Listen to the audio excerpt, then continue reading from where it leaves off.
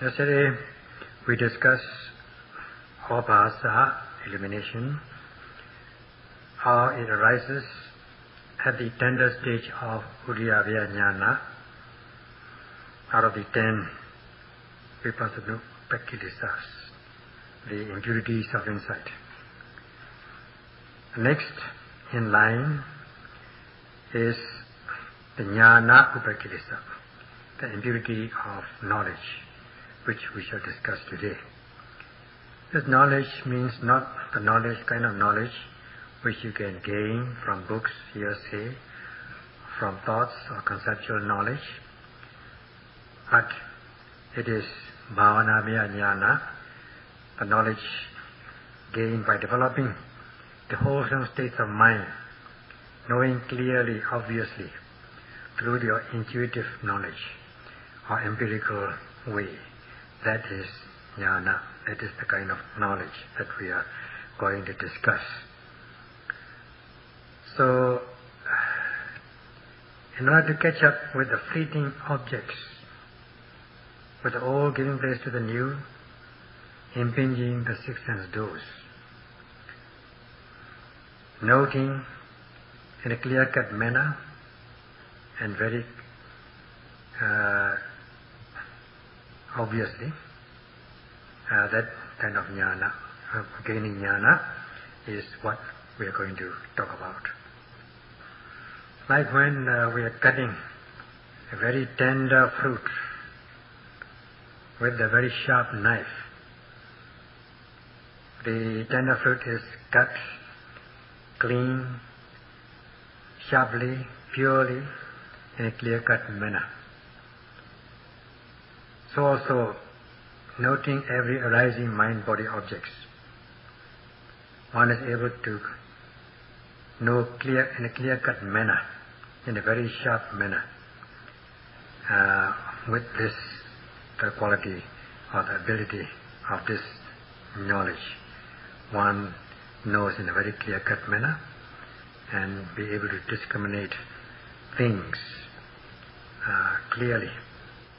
Moreover, while noting these rising and passing away objects, mind-body objects, as the old giving place to the new, in accordance with the saying, Hodva abhava karo anicca lakkhana. Because they rise and pass away, they have the characteristics of impermanence. That so long as these mind-body are tortured or tormented continuously by the arising and passing away phenomena, they are dangerous, unacceptable. And also, they arise on their own. In this way, one comprehends the three characteristics. And once one knows a nature, or one comprehends arising and passing away, one comprehends the universal characteristics, the three characteristics automatically. You don't have to think about it, reflect upon it. Because the knowledge is arising very fast, so that these three characteristics are automatically known or reflected automatically. As the old is giving place to the new continuously, the objects are rising and passing away. One at once reflects already reflects, or it is tantamount to reflecting the impermanent nature of these objects automatically. They don't have to do it purposely. These three characteristics will become known automatically. In other words, as one notes the mind-body objects as the old giving place to the new, while noting them with the Pacceka Jnana, direct knowledge, which is with the direct knowledge, which is followed by this reflection, automatic reflection, that they are impermanent, unsatisfactory and selfless, because the knowledge is very fast. As one unifies one's mind, accumulating this Khanika Samadhi as regards the object noted, one's knowledge and vision becomes very sharp. As is said in the Vipassana maxim, with the power of Samadhi, knowledge and vision becomes sharp, or one sharpens one's knowledge and vision. Every time one notes, one unifies one's mind so that this Khanika Samadhi becomes continuous with the preceding Khanika Samadhi, continuous with the succeeding ones, so that one's knowledge and vision becomes very sharp as a result of the power of Samadhi. So whoever wants to sharpen one's knowledge and vision, or possess sharp knowledge and vision, like this sharp knife slicing the tender fruit in a very clear-cut manner, all he or she has to do is just connect with the whatever arises presently every second of the time without gap or missing. So as one strengthens this Khanika Samadhi, the concentration becomes very powerful or fulfilled, then the knowledge and vision will become very sharp. They will become very sharp automatically. You don't have to wish them to be sharp purposely. Like in the text it said, when you are sharpening your knife, a blunt one, on the grinding stone.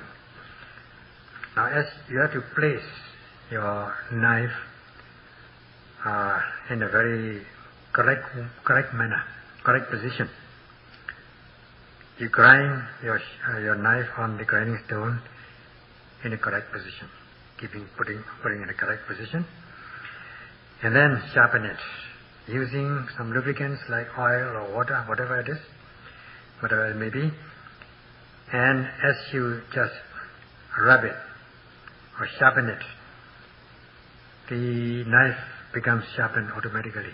You don't have to pray or wish that may this be sharpened, or may God help us, that sort of thing. You don't need to do that.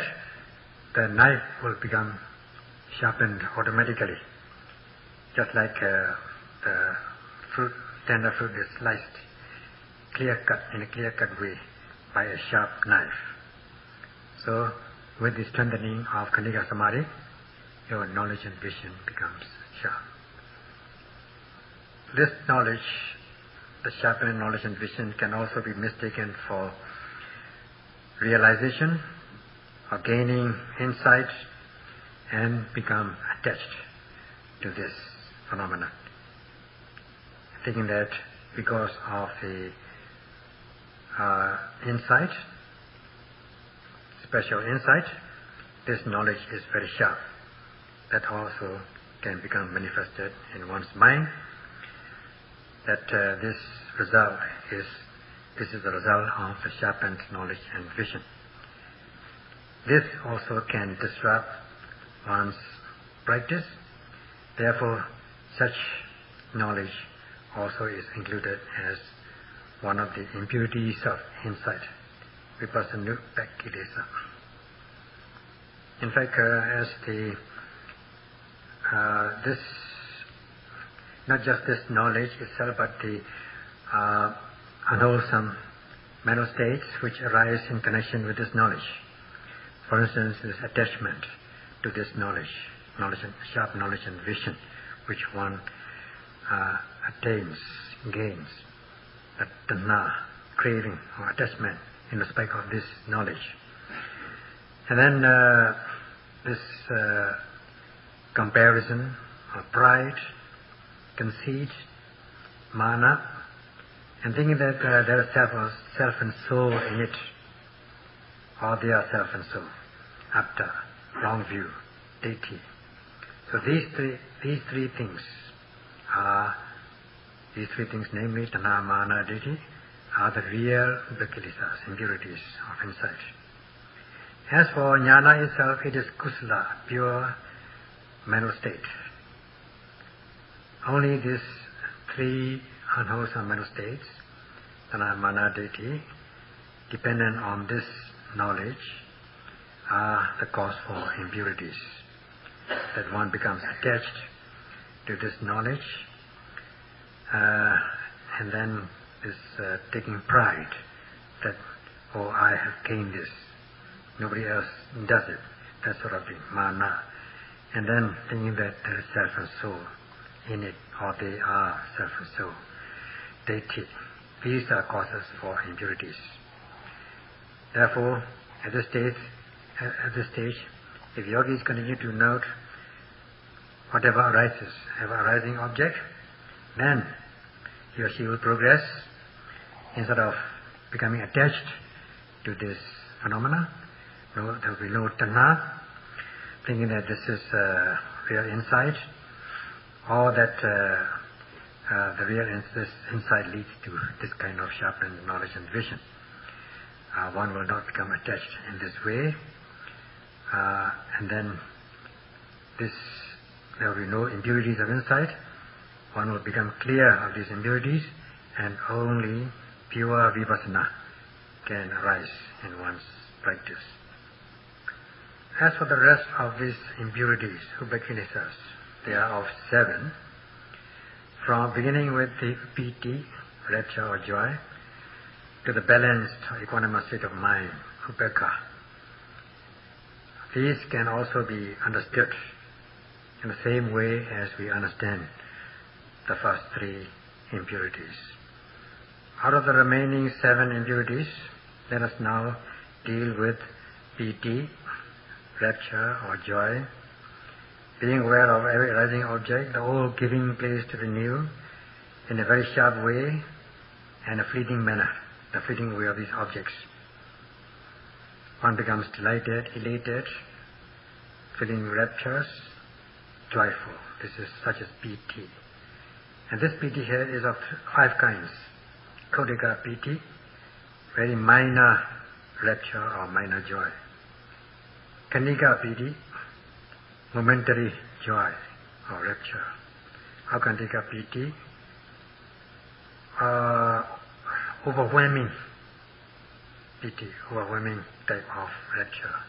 Ubeka piti, uplifting, levitating rapture or joy. Prana piti, pervading, permeating, pervading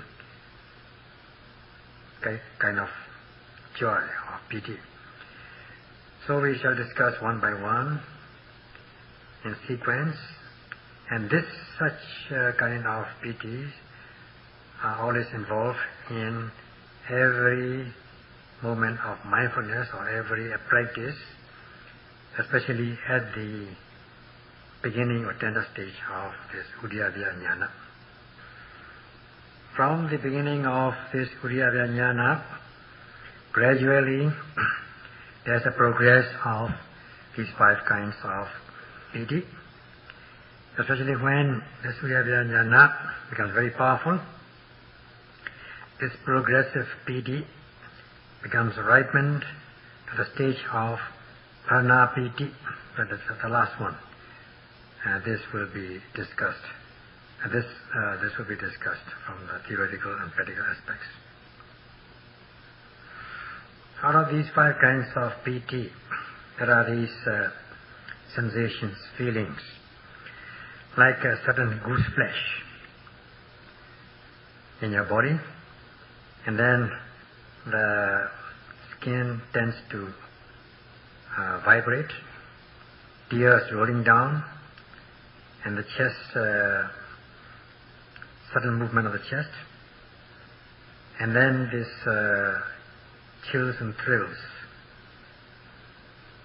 sometimes bobbing up and down, comfortable feeling, just momentary, just on a small scale, or just one momentary, one moment. then it passes away. It rises for a moment and passes away.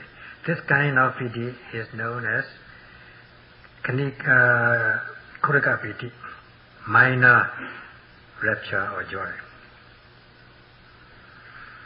Then this same feeling, rapturous feeling of goose flesh,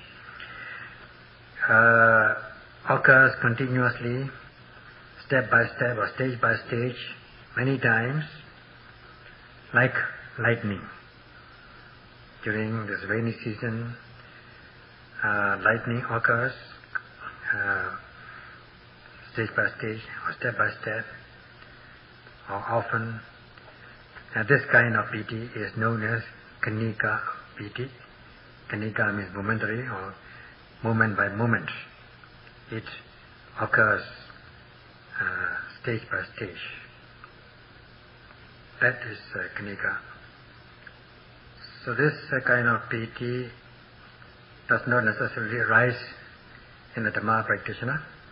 It tends to arise in other people, like those who are giving discourse, or even listening to the discourse, or teaching the text, scriptures. In such people, there can arise this kind of piti, in an elated, feeling elated, inspired, tears coming down, or feeling of goose flesh. This can happen in such people. Now, to what extent can this happen? It can happen to the extent of even to the realization of the final path. So that's why it is given in the text as this kind of piti excels manifold, or surpasses manifold the sensual pleasures, piti which can experience from sensual pleasures. Sabarati, Dhammarati, Chinati, that has been given in the text, meaning that this Dhammarati, Dhamma delight, that means this kind of piti, which can be experienced from the Dhamma practice, excels manifold, or better than, or wins victory over, or surpasses the kind of joy that you may experience from the sensual pleasures, from the enjoyment of sensual pleasures. In this connection, there was a question at one time posed by King Miranda to Elder Nagasena. The question is this: tears can roll down from a person's eyes as he or she grieves on the death of his or her relatives, parents, and so on. And also tears can roll down from the eyes of Dhamma practitioner as a result of piti. Excuse me. So what is the difference between these two? And the answer was that these tears which roll down from a grieving person, soka, is associated with the unskillful mental states, raga, dosa, moha. And as for the tears rolling down as a result of piti from the Dhamma practitioner, is pure and it's a skillful mental state. So the first one, which is associated with raga, dosa, moha, has the burning effect, is hot, and is not medicinal. As for the tears from the Dhamma practitioner, it is pure mental state, and it has a cooling effect, and it is medicinal. So that was the answer given by Elder Nagasena. And it is quite correct that when one is overwhelmed by piti, tears can roll down, giving rise to a feeling of lightness and clarity. Previously, this was not accepted. Sayadaw said he didn't accept it from the book knowledge. But only when he came to the practical arena, Dhamma arena, was he able to be convinced the possibility of this answer. That kind of tears which roll down as a result of soka, grief, is akusala state of mind, unskillful state of mind, and it is something to do with a negative mental state, negative emotion, because one is affected by a loss of relative and so on. And also there can also be such things like tears rolling down from as a result of lobha, raga, greed. For instance, people taking part in this race, in this athletic race, athletic competition, when one is declared as the winner of the first prize, especially in the world athletic competition, then one is so much overwhelmed that tears can roll down. Even some people are seen to cry. There was, say for instance, a woman athlete who competed in the swimming competition, won the first prize, and she just cried out with tears rolling down right in the swimming pool. So this kind of tears is a very smiling tear, not crying tear, or good tears with joyful tear. And furthermore, when for instance, the movie stars in Hollywood, especially, when one is declared to awarded an academy for the year, then he or she, mostly she, I think, would cry out right on the stage in front of the audience. Never feel ashamed at that time. She cried out. And this kind of tears is connected with raga, attachment, or greed, or wanting or desire. During the practice, this, as a result of this feeling of goose flesh, chills and thrills, vibration of some parts of the body, tears rolling down. In this way, piti, as a result of this piti, the power of piti, that's this vibration, goose flesh, and wishing to cry. Sometimes even men who thinks that they are better than women may even cry with tears. There have been instances of people crying because yogi finds wishes to cry because as a result of this piti, and since he or she he in this case is sitting in the crowd, the noise, so he gets up, and since he cannot help just but cry, goes to a corner, safe corner, and then just cries out to his heart's content. And he says after that, I felt very good after crying. There's a sense of well-being, and I feel very clarified.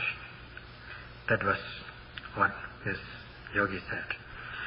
So this answer given by Miranda, or Nagasena to Miranda, is quite reasonable from the experience of the yogis, having tears rolling down as an experience of piti, rapture. And then some would even say that, I have not cried at the loss of my parents, or my mother. I have that courage. I was able to withstand such kind of, emotion. But now with the practice, I cannot help but cry. So I cried very well. So such feelings, emotions, joyful tears give rise to joyful tears, emotion in connection with the practice. Not the kind of emotion which arises by people who win the first prize in the competition. This is connected with raga. Not the kind of rapturous feeling, tears rolling down as a result of this grief, soka. But this kind of emotion is pure, rapturous experience. Since one cannot resist it, this amounts to joyful tears, which is medicinal. So it has to be noted that there is tendency for people to be overwhelmed by such emotions, as given in the Pali commentaries, that piti can cause one to shed tears and even cry. So especially for the meditation teachers who have had many experience with all sorts of yogis, this becomes a commonplace. And when they verify such kind of incidents with what has been said in the text, then one can conclude that these texts have been written not from imagination. And this is the real practical experience which checks up or verifies with what has been given in the text. For those who have had not much experience with such yogis, then they would think that such yogis who have been crying or having tears rolling down have gone mad. But it's not so. And such things need to be understood well by the experienced teachers who can verify these experiences with the textual knowledge. And for them, it will not be a problem. As for those who have no experience, for the yogis, they may become frightened and think that such yogis have gone mad. But it is not so. As for the next kind of joy, Okandika piti, overwhelming type of rapture or joy, which happens in the form of chills and thrills in the body and the feeling of bobbing up and down. And in this way, one becomes overwhelmed with the rapturous feeling. This kind of rapturous feeling is compared to the experience that one faces whilst, for instance, sitting on the ocean shore, on the seashore. These waves of the ocean rolling down the shore, especially this high tide, overwhelming the shore, because the waves roll up building up momentum with great force. And when these waves reach the shore, they just hit the shore with great impinge the shore in a very great force, and then roll down again. And the one who is sitting there, facing the ocean, feels so much overwhelmed by these waves, not even being aware of what happened at that time, because the waves suddenly rolled up and hit the shore and went down again. So one was not aware of what happened at that stage in oneself. Actually, one was feeling these chills and thrills in an overwhelming manner. Such kind of pitis, which we have just discussed, the three kinds of piti, Kodaka piti, Kanika piti, and Okandika piti. The minor form of piti, rapture, momentary and overwhelming rapturous feeling. In these three things, the sensation, the experience is not very much different. They are not different in terms of experience. The only difference is that in the beginning it was quite gentle or subtle kind of rapture, and then slowly it becomes very coarse or rough or powerful, and then more powerful. That is the only difference. And these three kinds of piti is known as Dobala piti, weak form of joy, or Pamauja piti, a minor form of piti, or weak form of piti. Now the fourth one is Kubega piti, that is the levitating rapture or joy. At this stage, the rapture or joy becomes very powerful and very strong. not even knowing what has happened in oneself. These feeling chills and thrills and bobbing up and down happens in the whole body or parts of the body. One feels elated and one feels as though one is cast away or thrown away. As regards this Ubeka piti, uplifting or levitating piti, it has been recorded in some texts that in this country, island country Sri Lanka, while one monk and one woman also were paying respect with deferential feeling, venerating the pagoda which is situated on a hill. Of course, one cannot reach by normal means. I think this woman was pregnant or something, if I remember correct.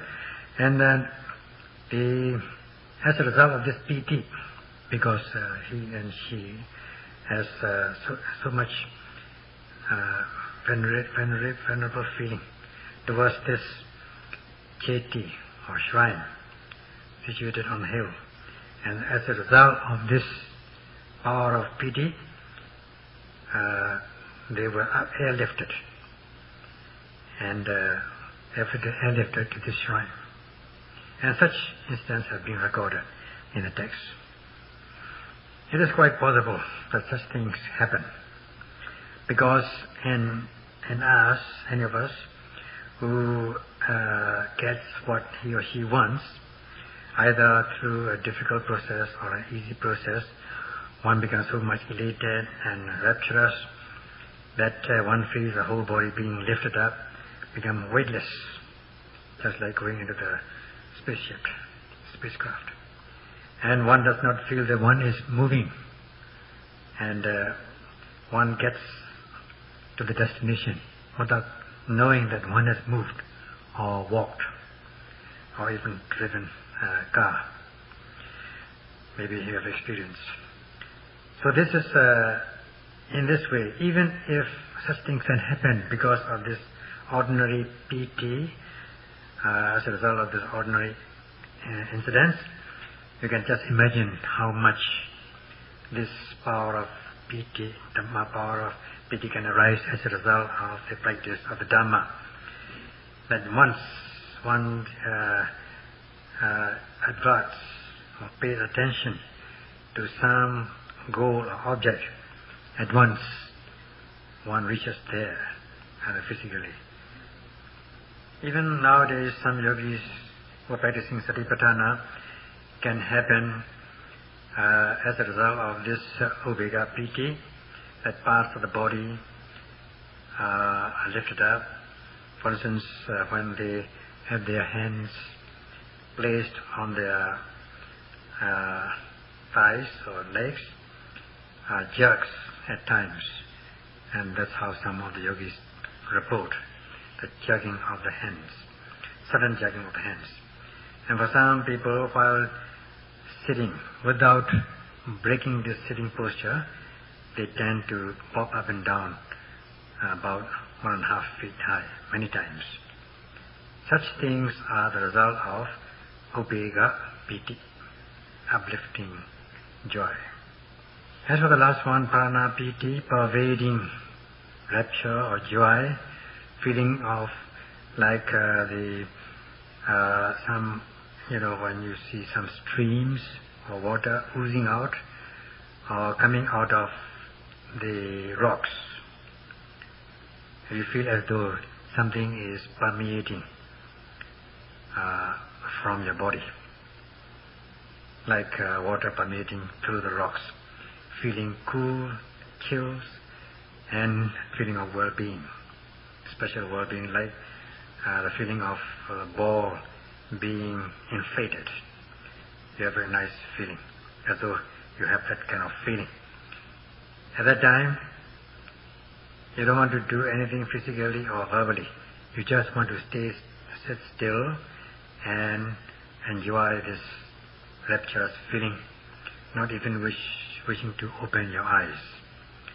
This kind of rapture or joy, in a very subtle way, is known as Prana Piti, pervading joy.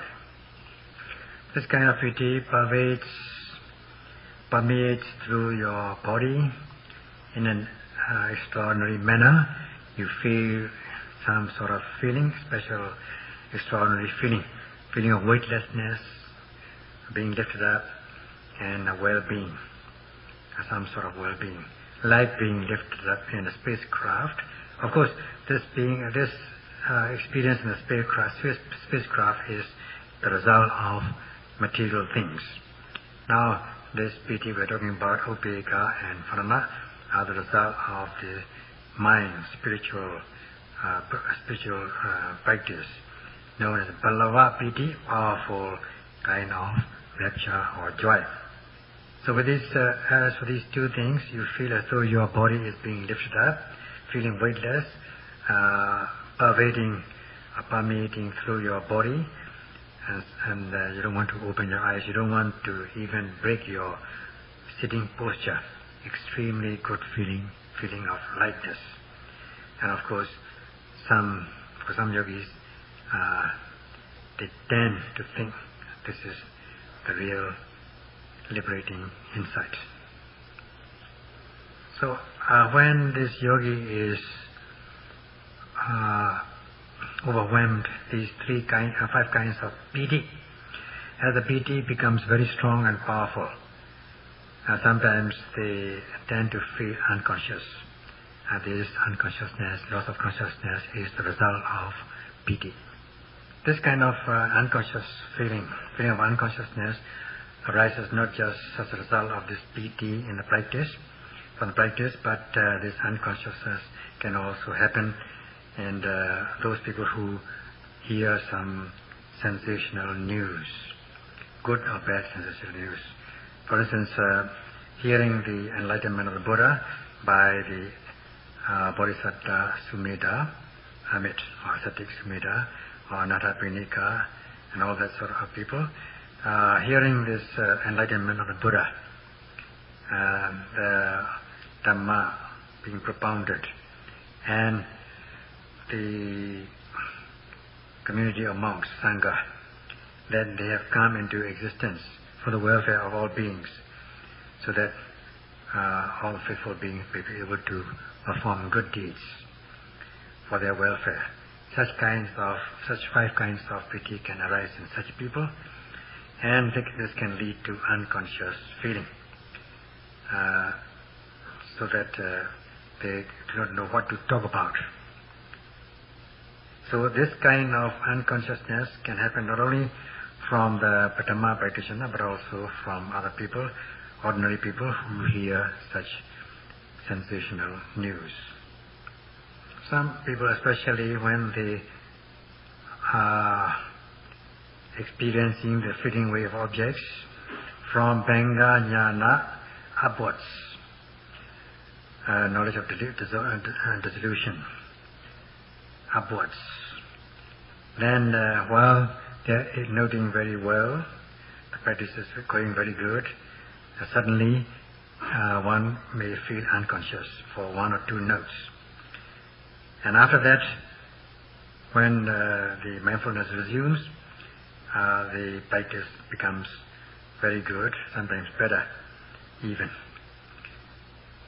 For others, like when the kind of unconsciousness which happens as a result of sloth and torpor, it is excessive concentration. This is different. This is very dull feeling. When they resume their mindfulness, they feel very dull or sleepy. So this kind of feeling, this unconsciousness, which arises as a result of Dhamma practice, is due to this jnana, that is from Bhanga jnana upwards, knowledge of dissolution upwards. And after they have felt unconscious for one or two moments, when they resume their practice may be very good, even better. So this is the nature of the result of jnana. For some people whose passaddhi, tranquility, is very powerful, while they are noting very well, then without noting or without thinking, or sometimes they are spaced out for some time, then this kind of unconsciousness can happen. When they recover from unconsciousness, the practice will become good as usual. For others, as they are noting very comfortably, without extra effort, suddenly they might go into unconsciousness, loss of consciousness. And afterwards, after 1 or 2 minutes, 1 or 2 moments, when they recover from unconsciousness, their mindfulness practice will become good as usual. So this can be said, one can conclude or decide that this kind of phenomena arises as a result of this equanimity, known as Tatra Majatata or Upeka. As a result of the power of equanimity, that this kind of unconsciousness, momentary unconsciousness, loss of consciousness happen. For some yogis, while they are just casually following the objects, and both the noting mind and the noted object gradually fades away, giving rise to sudden loss of consciousness, at times even for some time, as though one has fallen asleep. And when they recover, when they remember, their mindfulness practice may be going as usual, good as usual. Not the kind of feeling that one experiences like when one feels very dull and spaced out. So that is because one has this excessive, due to the excessive concentration samadhi, being concerned with so many objects, being concentrating on many objects. So sometimes this happens because of this excessive concentration, and when you say excessive concentration, that means energy is low. Variya is low. That means not enough energy to drive or to direct one's noting mind to the object. When this Luna Variya is low, then concentration, samadhi, is in excess, leading to its friends, Tina Meda, sloth and torpor, not wishing to exert energy, and even if you exert energy, you feel exhausted very often, very soon, leading to loss of consciousness, momentary loss of consciousness, or sometimes even crashing out for a time, and even snoring. So this happens because when this happens, one needs to increase the objects to be noted, such as when one is noting rising and falling only, one can increase the objects to 4, rising, falling, and sitting, touching, in order to boost this virya and then the power of precision, precise focusing. When one does so, then one will not lose unconsciousness as a result of excessive or powerful passaddhi, tranquility, or the balanced state of mind, equanimity, or because of the excessive virya and weak virya and excessive samadhi, leading to the slackness, laxity, not wishing to exert energy, and then getting exhausted, leading to dozing off. So this is the best treatment. So we increase the number of objects to note. As we note only 2 objects, then gradually you doze off. Therefore, either you increase the number of objects or increase your power of energy. And just like giving lessons to the children, students, if the teacher has given a lesson for 1 day and he or she makes an effort, becomes very easy, so that the teacher has to increase the number of lessons, give new lessons to study at home, homework, so that they have to apply more energy. Also, to apply more energy in respect of the lessons already given. In this way, by increasing the number of objects or increasing one's energy, one will be able to overcome this lot and torpor. This is the best method. That's all for today. Best method. That's all for today. Best method. That's all for today. Best method.